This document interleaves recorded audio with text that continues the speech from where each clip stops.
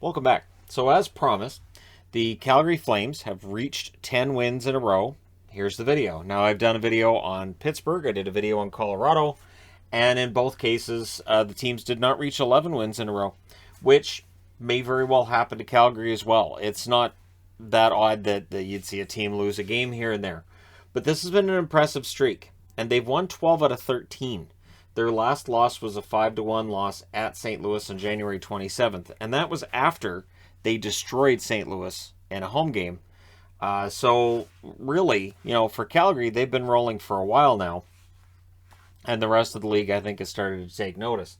They're currently first in the Pacific with a record of 30, 13, and 6.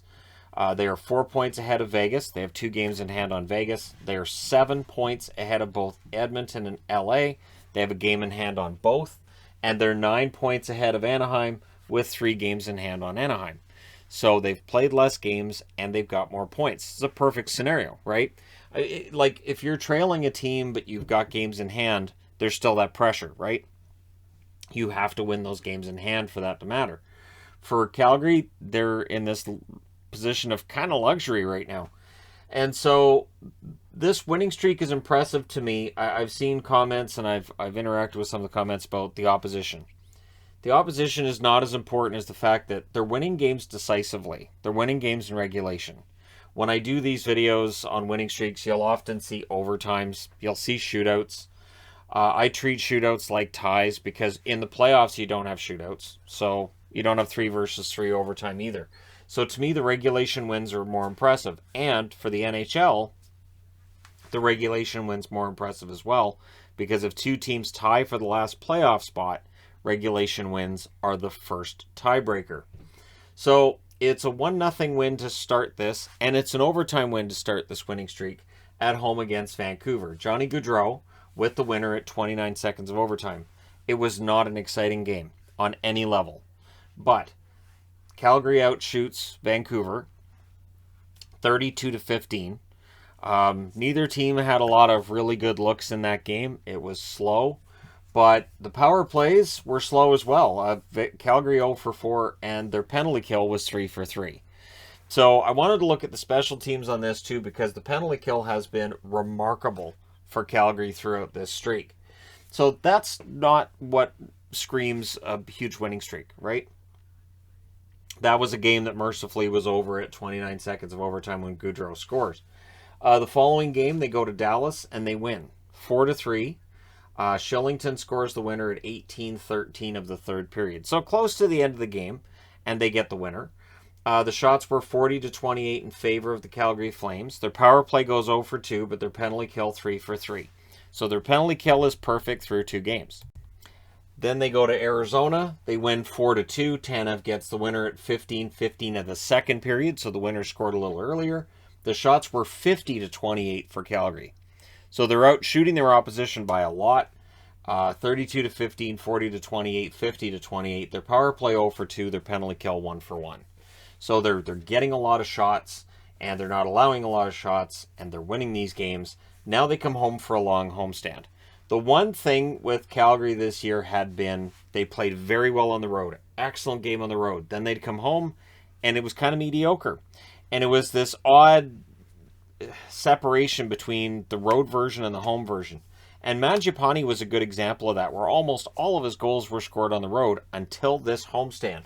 So they come home and they play against Vegas. And in what is a statement game, they win 6-0. Johnny Gaudreau scores the winner of this one at 5:03 of the first period. It is the only game during this 10-game winning streak where the game winner has been scored in the first. So from then on, you can just change the channel, right? Shots were 33-28 for Calgary in that one. Their power play 1 for 2. Their penalty kill 2 for 2 in that one. So penalty kill stays perfect. We're up to 9 out of 9 saved over 4 games. So not taking a lot of penalties either, which I think is important to this, in that it's been a maximum of 3 outside of 1 game where they had to kill more than that. But it was a game that had a lot of power plays in general. So that Vegas game was big. Then Toronto's coming in. Toronto, of course, one of the better teams in the East, and Calgary beats them 5-2. Shillington scores the winner at 13:35 of the second period. And so it's interesting too. Gaudreau and then Shillington, followed by Tanev, and then Gaudreau and Shillington again. The shots, 48-26 for Toronto. Toronto is the only team that has outshot Calgary during this 10-game winning streak. Power plays, Calgary goes 1 for 5, and they killed all 3 of Toronto's power plays in this game. So again, the penalty kill is perfect. Then they're at home against the Islanders. They win that one 5-2. Mangiapane scores the winner at 15:32 of the second period. So again, second period, game winner scored. Shots in this one, 29-21 for Calgary. Their power play 0 for 1. Penalty kill, 2 for 3. The Islanders are the only team that have scored a power play goal against the Calgary Flames during this run. So then you get to the Columbus game. They win that one 6-2. That was after they had won in Columbus 6-0. Tkachuk scores the winner at 15:44 of the second period. Your shots, 40-21 for Calgary, almost doubling them in shots. Something they did against Arizona, almost doubling. More than double the shots against Vancouver. And 40-28 is flirting with doubling the shots against Dallas. So it's a swarming offense for them, right? Their power play in that one, 0 for 2. Penalty kill. They killed the only power play that Columbus had that game. Then the 6-2 win at home against Anaheim. And that was a big game too, because Anaheim comes into that, of course, and desperately needs points. Anaheim's in a position where they're losing the teams ahead of them, and they've played more games than the teams ahead of them, so they desperately need it. And again, it's a statement game by Calgary, 6-2. Lindholm, starting what's become a pattern. He scores at 3:43 of the third for the winner. Shots, 43-28 for Calgary. Power plays, Calgary goes 2 for 5, I should say. And Anaheim had 5 power plays. No power play goals in those 5 power plays.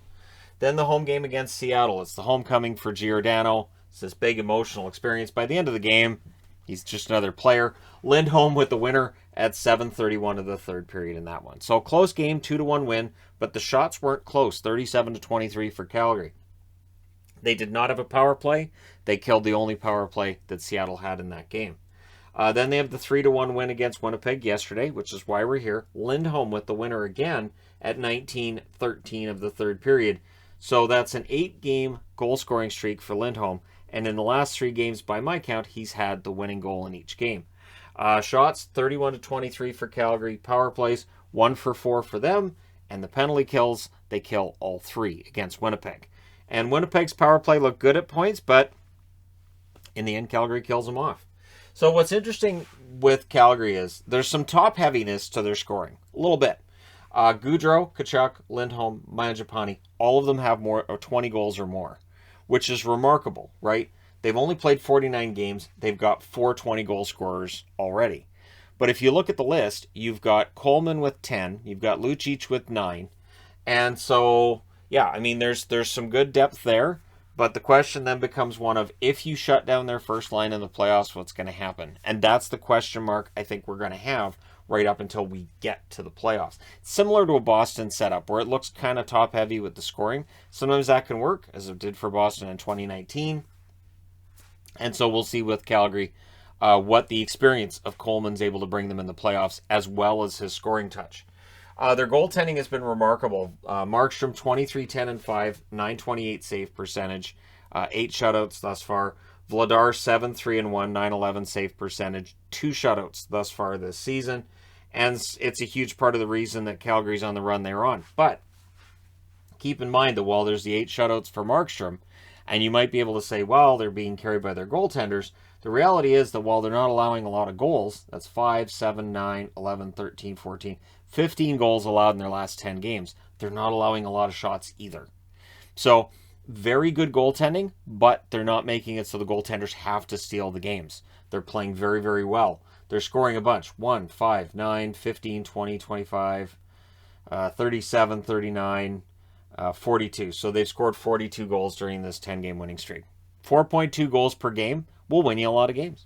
So they're playing very well, and at home, their home record is now better than their road record. So their road record is 16-9-2. Their home record's 14-4-4. So now it's a matter of, as they go out on the road, having this homestand that's been perfect and being able to maintain a very good road record. And if they do, they likely finish first in the division. October, they were 6-1-1. November, 7-3-4, so some setbacks there. December, 3-3-1. January wasn't a great month for them, 5-6. In February, 9-0. So they've been 9-0 so far in the month of February, and it's been fantastic to watch as they've run up 10 straight wins. Obviously the Vancouver game being at the end of January. So, shutouts, because the conversation obviously with Calgary is around shutouts as well. So I thought I'd mention it in this video. They get a shutout at Detroit in their 3rd game of the year. They get a shutout at Pittsburgh in the 7th game of the year. Then they get a shutout at home against Philadelphia in the 8th game of the year. And then in the 11th game of the year against the Rangers, they get another one. So that's 4 shutouts in 11 games.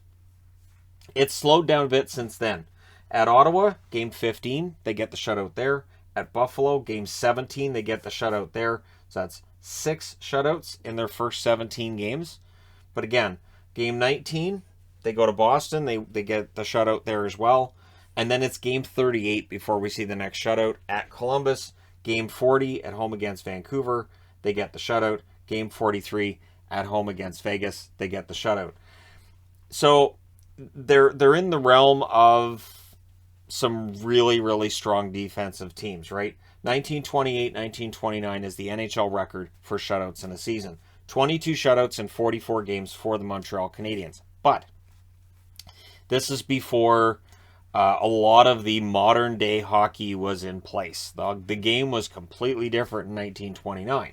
So the modern record is shared by Chicago and St. Louis. Chicago 1969-70, they had 15 shutouts in 76 games. St. Louis had 15 shutouts in 82 games in 2011-2012. So you could look at them trying to race to 15 before the 76 game mark. But the reality is they're looking at that record, and I mean 15 shutouts would look like it's possible. Shutouts are so unpredictable though. For instance, Markstrom having 8, he went I think it was an NHL record before he had his first NHL shutout. So they can be wildly unpredictable. And for the record, 2003-2004, the New Jersey Devils had 14 shutouts in an 82-game schedule. So for Calgary, it's really a lot of things coming together at the same time. And it's just playing a really, really solid game, perfect homestand, and now we'll see out on the road how things go for them from here. And how far this winning streak can go. Can they get beyond the 10 game mark? Which, again, winning streaks are fine. They're great.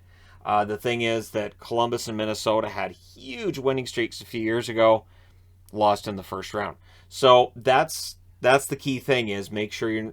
And I don't like to use the term peaking too soon because I've already done a video on that in the past on how it's not really a thing if you're talking about Stanley Cup champions. They generally play well all season for the most part. Their peaking points can be different points during the year, so the peaking too soon thing is an interesting storyline. But anyways, for Calgary going forward, they should be favorites now to win this division. Vegas is going to be very good once they get everything figured out and they get a full lineup going. You've got to have Stone in there and everything. But yeah, Calgary could end up finishing first. Odds are they end up getting the number 1 wild card if they finish first, which could be a really tough draw. So the question I have is, this 10-game winning streak, how impressed are you by it? Again, the only overtime victory is the one here over Vancouver. All of the rest are in regulation.